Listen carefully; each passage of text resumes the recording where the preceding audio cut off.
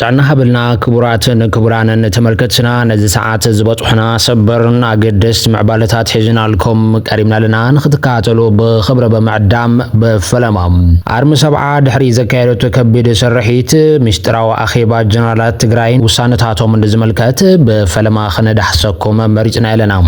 አባላት ጉጅለ ኮሎኔል ተወልደ ዕንበብ በትሕቲ ቀይዲ ዓለም ሲዒቡ ፋኖ ኣብ ጉዳይ ምዕራብ ትግራይ ዝሕለፈው ውሳነ ድማ ተኻልእ ሰበር ዜና ዝሰዓትና እዮም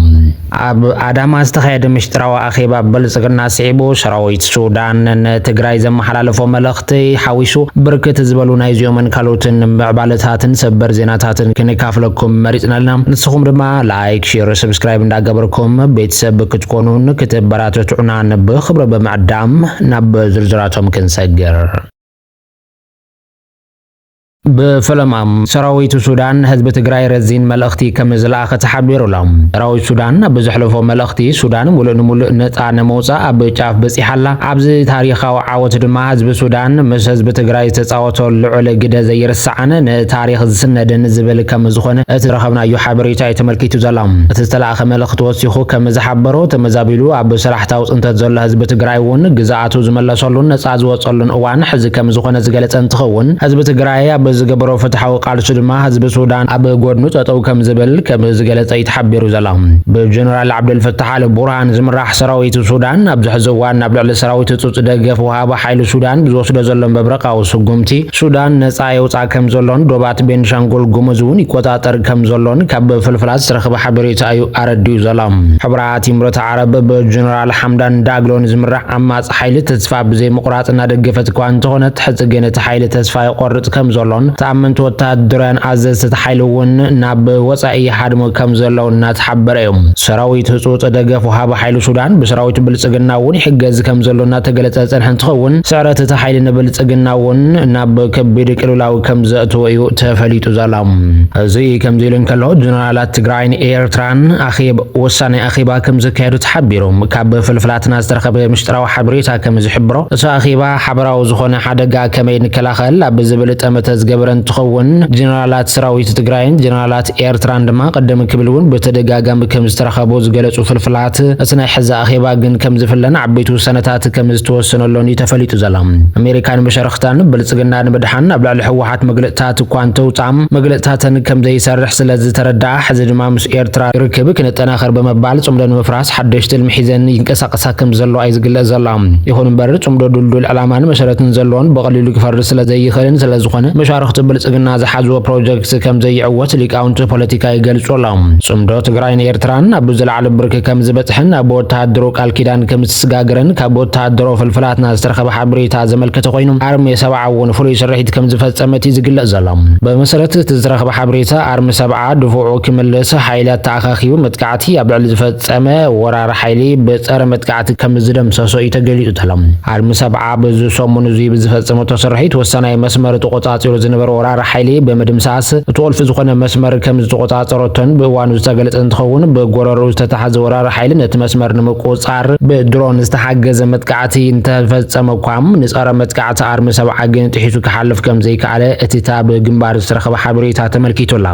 አርሚ ሰብዓ ዘመናዊ ፀረ ድሮን ቴክኖሎጂ ሓውሹ ብርክት ዝበሉ ነጥቢ ቀየርቲ ዝኾኑ ፅዋራት ከም ዝተዓጠቐት ዝገልጹ ፍልፍላትና ወረርቲ ሓይልታት ድማ አርሚ ሰብዓ እንትሰምዖ ናይ ምውጋእ ሞራሎም ከም ዝጠፍን ውሑዳት ደቃየቕ እንተይተዋግአ ድፉዑ ሓዲጉ ከም ዝሃደመን እዩ ዘረዳም እዚ ከምዚ ኢሉ እናሃለወ ሓይልታት ፋኖ እውን ኣብ ጉዳይ ምዕራብ ትግራይ ተሪር መርገፂ ከም ዝሓዙ ተፈሊጡሎም ሓይልታት ፋኖ ካብቲ ኣብ ምዕራብ ትግራይ ዓሪዱ ዘሎ ፅንፈኛ ሓይለ መሓራ ከም ዝፈለዩን በተደጋጋሚ እውን ሓድሕዶም ከም ዝዋግኦን ይፍለጥ እዩ ብልጽግና ኦሮሞ ድማ እቲ ኣብ ምዕራብ ትግራይ ዘሎ ባዕሉ ዝመስረቶ ብኮሎኔል ደመቀ ዘውዱ ዝምራሕ ፅንፈኛ ሓይልን ፋኖን ብምትዕራቅ ክልቲኦም ሓይልታት አንጻር ትግራይ ክለዓሉ ዝገበረ ፈተነ ከም ዝፈሸለ ዝፍለጥ እዮም እቲ ኣብ ምዕራብ ትግራይ ዘሎ ተላኣኸ ብልጽግና ኦሮሞ ዝኾነ ፅንፈኛ ሓይለ መሓራ ምዕራብ ትግራይ ናብ ትግራይ ትመለሰን ዝብል መርገፂ እንተሓዘ ኳም ፋኖ ግን ምዕራብ ትግራይ ናይ ትግራይ ዝብል መርገፂ ከም ዝሓዘ እዩ ዝሕበር ዘሎ ኣመራራ ሓይልታት ፋኖ ንመዓልታት ብዘይካየዱ ኣኼባ ተቃውሞ እንትነበሩ ኳም ኣብ መወዳእታ ግን ብዓብላላይ ድምፂ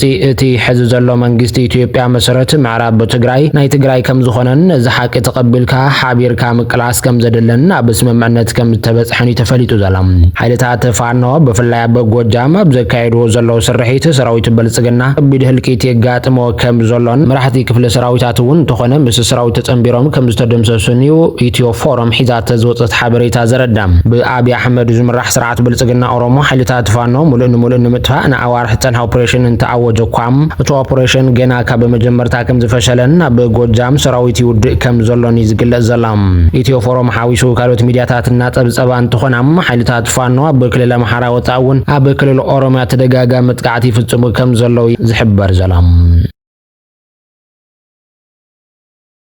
እዚ ከምዚሉ እናሃለወ ኣባላት ጉጅለ ኮሎኔል ተወልደ ዕንበብ ኣብ ትሕቲ ቁፅጥር ይውዕሉ ከም ዘለው ተገሊጦም ዋና ሓላፊ ክፍሊ ስለያ ሰራዊት ትግራይ ኮይኑ ይሰርሕ ከም ዝነበረ ዝፍለጥ እንትኸውን ምስ ብልጽግና ርከበሎ ብዝብል በኻልኦት ጉዳያት ተጠርጢሩ ኣብ ትሕቲ ቁፅጥር ከም ዝውዓለ ዝፍለጥ እንትኸውን ጉዳይ ኣብ ምርመራ ከም ዘሎን ዛጊዱ እውን እቲ ኮሎኔል ጥፋተኛ እዩ ዝብል መረጋገፂ ብመንግስቲ ትግራይ ከም ዘይተዋሃበ ድማ ይሕበረላ ስለዚ ድማ ከይዲ ምጽራይ ምስ ተወደ ኮሎኔል ተወልደ ጥፋተኛ ምዃኑን ዘይምዃኑን ከም ዝረጋገጽ ዝተገለጸ እንትኸውን ምስ ሓላፊ ርክበሎም ዝበሃል ተወሰኽቲ ሓለፍቲ እውን ኣብ ቀይዲ ይውዕሉ ከም ዘለው እቲ ካብ መቐለ ዝረኸብናዮ ሓበሬታ ተመልኪቱላ እቶም ዝተተሓዙ ሓለፍቲ ክልተ ከም ዝኾኑን ኣብ ዝተፈላለዩ ሓላፍነት ብርክታት ይሰርሑ ከም ዝነበሩን ዝተረኸበ ምስጢራዊ ሓበሬታ ኣረዲዩላ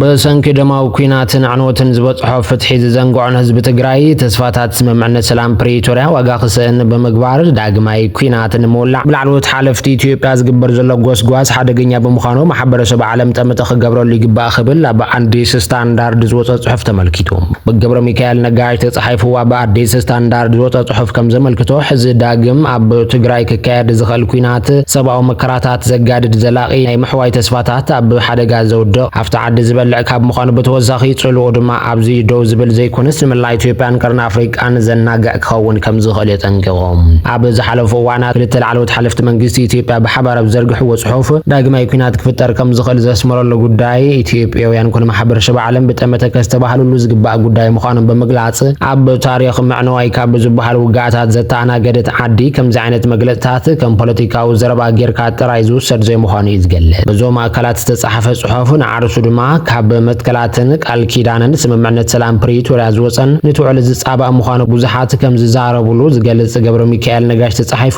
ኣብ ኣዲስ ስታንዳርድ ዝወፀ ጽሑፍ ንዳግማይ ኩናት ዝግበሩ ዘሎ ጎስጓሳት ኣብቲ ድላይ ሰላም ህዝቢ ግሃን ዝፈጥሩ ዘሎ ምዃኖም ሓቢሩ ከምዚ ዓይነት ውጽኢታት ብውድቀት ፖለቲካ ብምጉታት ተግባራውነት ስምምዕ ስዒቦም ዝመፁ ዘለው ዘረባታት ጽላዓት ከም ስሩዕ ብምውሳድ መራሕቲ ኩናት ከም ዘይተርፍ ገይሮም እንተቕርቡ ሰላማዊ ኣማራፅታት እናረሓቑ ዝኸዱ ብምዃኖም ሕዚ እውን እዚ መንገዲ ንምኽባስ እጃም ማሕበረሰብ ዓለም ዝለዓለ ምዃኑ ይገሊጽ ዘላም ህዝቢ ትግራይ ብዝነበረ ኩናት ከቢድ በደልን ስቃይን በፂሕዎ እዩ ካብ ዳግም ዕንወት ዳግም ህንፀት ካብ ዳግም በደል ፍትሒ ኣብ ወታደራዊ መንገዲ ፖለቲካዊ ፍትሓት ዝጠለበ ዝበለ ኣዲስ ስታንዳርድ ስምምዕነት ሰላም ፕሪቶሪያ ሞተማይ ተሸሓት ተጋሩ ዘስዓበ ብሚልዮና ዝቁፀሩ ወገናት ድማ ዘመዛበለን ማሕበረ ቁጠባዊ ቅልውላዊ ስነ ልቦናዊ ሓስያን ዝዳረገ ዕናዊ ኩናት ደው ክብል ዝገበረ መንባር የዘኻኺሩ ዘላም እንተኾነ ብወገን ህዝቢ ትግራይ ነቲ ስምምዕነት ከም ደው ምባል ተጻብኦ ጥራይ ኮነን ወሲድዎ የግዳስ ናብ ዳግመ ህንፀት ዝመልስ በጽሒ ጥፋታት እውን ተሓታትነትን ኣስዒቡ ፍትሒ ዘረጋግጽ ናብ ስሩዕ ፖለቲካውን ማሕበራውን ህይወቱ ዝመልስ እኳ እንተነበረ ኣይሰመረን ሕዚ እውን በደላት ይቕጽሉ ተጋሩ ካብ ምዕራብ ትግራይ ይመዛበሉ ተመዛበልቲ ጽግዕተኛታት ሰብኣዊ ሓገዝ ኮይኖም ኣብ ፍቕሪ መዕቆብታት ይንከራተቱን ያህልቁን ምህላዎም ይገሊጹ ኣሎም ስለዝኾነ ድማ ዘላቒ ፍታሕ ንምርካብ ዝግበር ጻዕሪ ክጠናኸር ግዳይ ኩናት ብምዃን ማዕልያ ዘይብሉ በደል ክበጽሖ ህዝቢ ትግራይ ዳግም ከይጉዳእ ንሰላማዊ ኣማራፅታት ቀዳምነት ክወሃብ ማሕበረሰብ ዓለም ሕማሙ ብንቕሓት ክፍጽም ሕብረት ኣፍሪቃን ዓለም ለኸ መዳርግትን ሓላፍነት ስምምዕነት ምፍራም በይኑ እኹል ብዘይ ምዃኑ ኣብ ከይዲ ፈጻጽማ ዝጎደሉ ተግባራት ዲፕሎማስያዊ ውሕስነት ክረኽቡ ብንቕሓት ክኸድሉ ድማ እዩ ጠሊቡ ዘላም ክቡራትን ክቡራንን ተመልከትና ኣገደስትን እዋናውን ሓበሬታታት ሰዓት babዚ ኸምቢትና ኣብ ዝቕጽል ብሓድሽ ሰበር ዜናታት ንራኸብ ክኸውን እዩ ላይክ ሼር ሰብስክራይብ እንዳገበርኩን ቤተሰብ ክትኮኑ ንዕድመኩም